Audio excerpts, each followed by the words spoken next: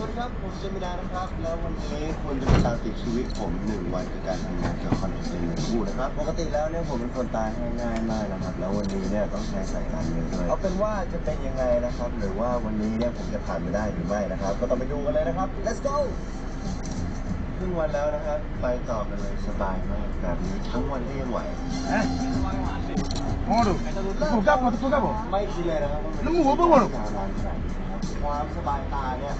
คุณต้องลองตัวเองเท่านั้นนะพี่โน้พบกับผมและชนเล่นจอดสายกันจอดสายได้ดูนะครับเชิญครับ